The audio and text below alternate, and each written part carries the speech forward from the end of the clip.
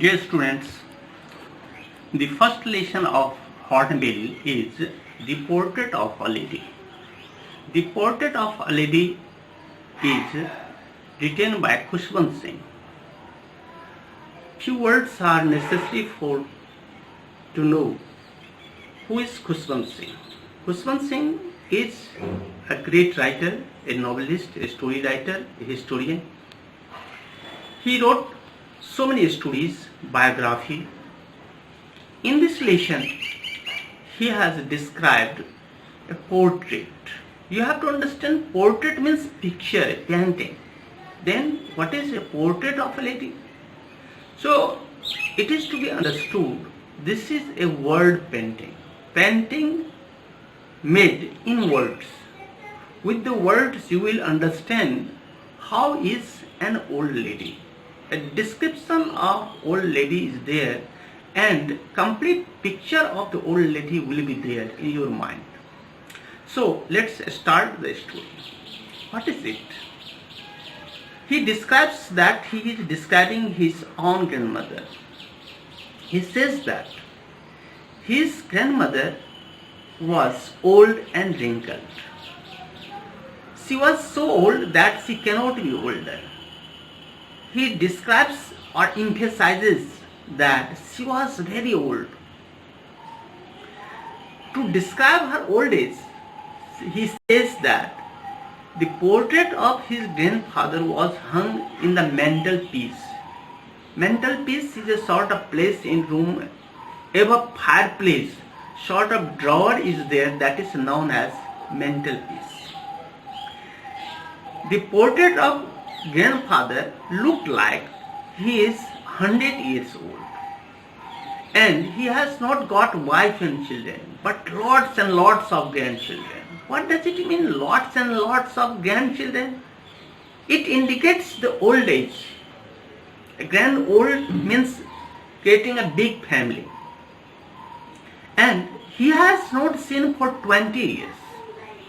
It means writer is at 20 years of age. He says that his grandmother was very beautiful. People say that once she was young and pretty, but he says that it is absurd, unbelievable. In his view, she was very beautiful, not pretty. Two words have been described here, pretty and beautiful. You have to understand the difference between pretty and beautiful too. Beautiful means where senses are affected with the beauty. In that case only beautiful is used. Otherwise so many other words are there, pretty, dolly, cute, attractive, handsome, and so on. He says that grandmother and he himself, means writer Khushwant Singh, both were good friends. When father went to settle in Delhi, in the capital, they were left there in village home, where grandmother would get him ready for school, wake him up, and washed him, bathed him, gave him some stale chapatis with butter and sugar onto it. Every day she would go to school. The school was attached to a temple. Inside the temple she would read the scripture in the temple, while the writer, as a child, as a very young boy, was reading outside in the veranda. The priest would teach.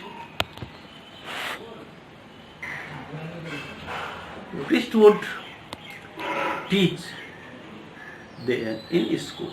It means school was attached with the temple. It indicates the system of the time. Teaching was meant quite devotional.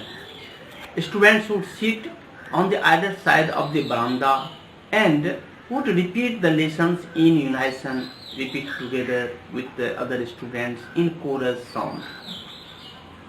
They would recite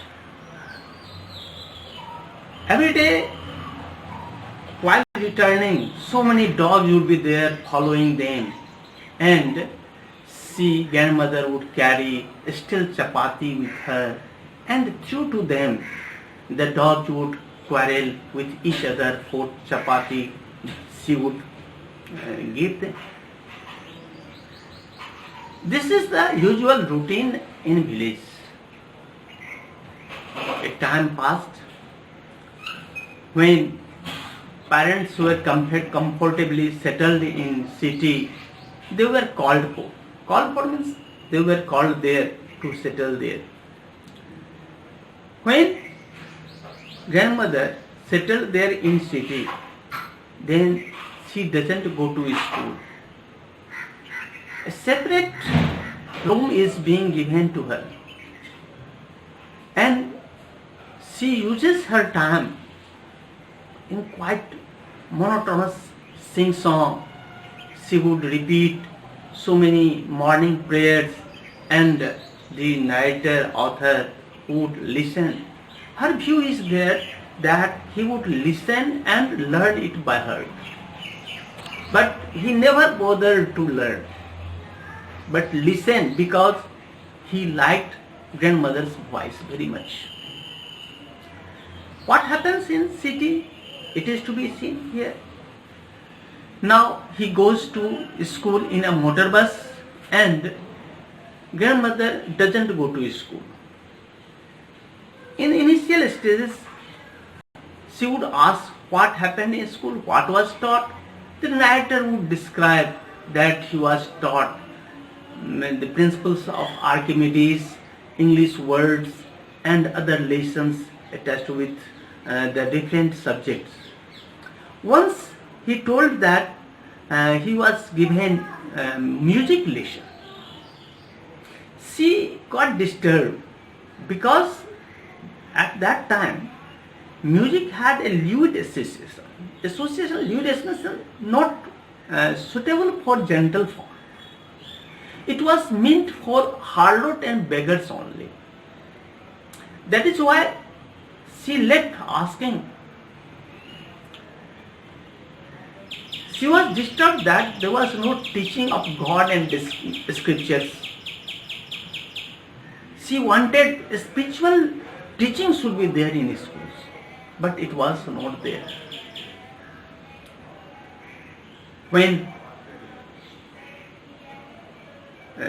the narrator wanted to go abroad, became just left his school, and he had to go for 5 years. He had a thinking that grandmother would be there or not when he returns. It is to be understood that as she had association with dogs, she would feed dogs there in city. Now she feeds sparrows in the courtyard. Every day in the afternoon she would carry several chapatis, break it into crumbs and chew onto the birds. So many sparrows would come and perch on shoulder, head, hands here and there on her body. She would not disturb others. It was most beautiful time of her that she fed sparrows. Thousands of sparrows would gather sometimes, as the narrator has described. Now he is to go to abroad. After 5 years he would return. What will happen then? He is thinking about it, but she was not emotional. She went to the railway station, and her prayer was continued still at that time when he clasped her. Clasped her means just made him goodbye while departing. An emotional attachment that is being held, but she was not emotional. She was as stiff. She knew that she will be quite healthy. And she had another pastime, that was spinning wheel. Most of the time she passed her work with spinning wheel. That is known as charkha, you know. And doing these works, she would continue her prayer. It would not be stopped any moment. It means she was not without any activities at any moment. No moment would be passed without some activities. In the evening, she would gather the women of the neighborhood and sing devotional songs. After 5 years, when the writer returned, she met at the station. She didn't look even a day older. As old she was there, now she is the same, at the same condition, same status. No change was there. She says that she was not seen even a day older. It means she was quite healthy. Even at that moment, her prayer was there. She continued. But in the same day, at the same day, the women of the neighborhood were collected and she sang a devotional song. The theme of the song was the homecoming of warriors. It would be strainful for her. That is why the narrator persuaded not to sing so much, but she ignored it. She continued. But in the evening she fell ill. Doctor came and told, a little fever is there, it will go. Not to be worried. But she knew her time is over. She was lying on her bed and continued her prayer. The beads of rosary was there on her. Her description is there that she was old, puckered, white, complete white, spotless white sari and white curly locks all over scattered on her face. And one hand was there on her stoop and others on the beads of a rosary. It was the common look of her, common portrait that has been described portrait, but now it is no more. She is on her bed. She is not ready to talk to anyone. She said that last evening she was not able to pray. That is why she should not be disturbed. And she continued praying at that moment also on her bed. Before others would suspect, would say, she breathed her last.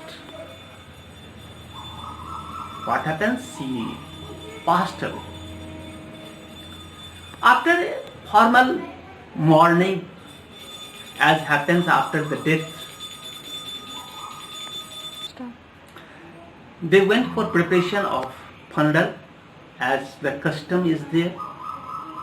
When they left grandmother in the courtyard, it happened that after returning they saw thousands of birds, sparrows, here and there, all around.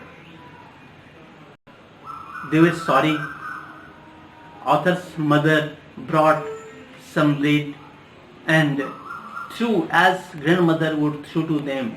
But these sparrows took no notice of this bread. They were also mourning. It was very beautiful picture. One can understand. Sparrows scattered. No chirping is there, as usually chirping sound would be there. Today no sound of birds are there. no sound of burden. You can understand the situation. And they carried the body and the birds left the place without any making sound, no sound. And by this way, this lesson stops. This is the portrait.